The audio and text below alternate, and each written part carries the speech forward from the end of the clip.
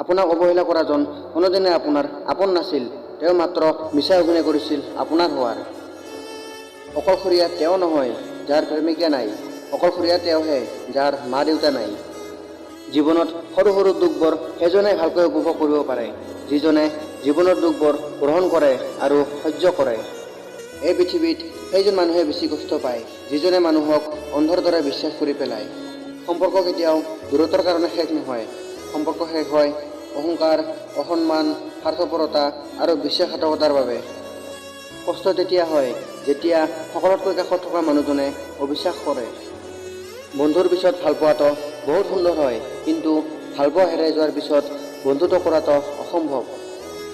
আনৰ দুখ সিহঁতে বুজিব শিকে যিয়ে নিজৰ দুখৰ চকুলো লুকাই হাঁহিব শিকে। সুখৰ মানুহ বিচাৰি তুমি জীৱন নষ্ট নকৰিবা, কাৰণ এই পৃথিৱীত সুন্দৰ মানুহৰ অভাৱ নাই, কিন্তু সুন্দৰ মনৰ মানুহৰ বহুত অভাৱ। কাৰোবাক দিব পৰা আটাইতকৈ মূল্যৱান উপহাৰ হৈছে আপোনাৰ সময় আৰু গুৰুত্ব। তোমাৰ সুখৰ বাবে যি তোমাৰ পৰা আঁতৰি থাকিবলৈ কুণ্ঠবোধ নকৰে, বিশ্বাস কৰা তেওঁতকৈ ভাল আৰু কোনে তোমাক পাব নোৱাৰে।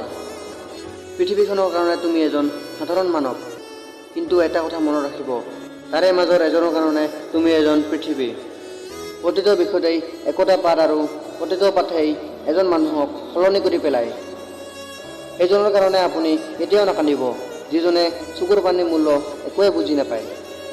আকাশত ডাৱৰ যেতিয়া গধুৰ হৈ পৰে তেতিয়াই বৰষুণ হৈ সৰি পৰে, আৰু হৃদয়ত যেতিয়া দুখৰ বোজা হৈ পৰে তেতিয়াই দুচকুৰ চকুপানী হৈ নিগৰি আহে।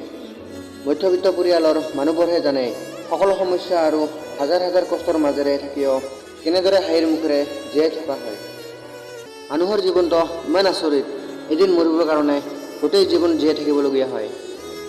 নিজৰ দুৰ্বলতাৰ কথা কেতিয়াও আনৰ আগত প্ৰকাশ নকৰিব, কাৰণ মানুহে তোমাৰ দুৰ্বলতাৰ সুযোগ ল'ব ভালকৈ জানে।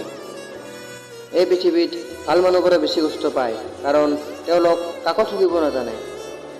সকলো বস্তু জোৰ কৰি পাব পাৰিলেও ভালপোৱা কিন্তু কেতিয়াও জোৰ কৰি পোৱা নাযায়। স্বাৰ্থ অবিহনে কোনো কাৰো আপোন নহয়, কাৰণ অলপ দেৰিকৈ হ'লেও সকলো কথা বুজি পায়।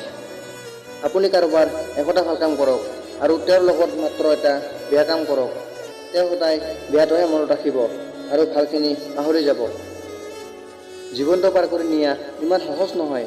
কেতিয়াবা কান্দিবলগীয়া হয়, কেতিয়াবা সহ্য কৰিবলগীয়া হয়।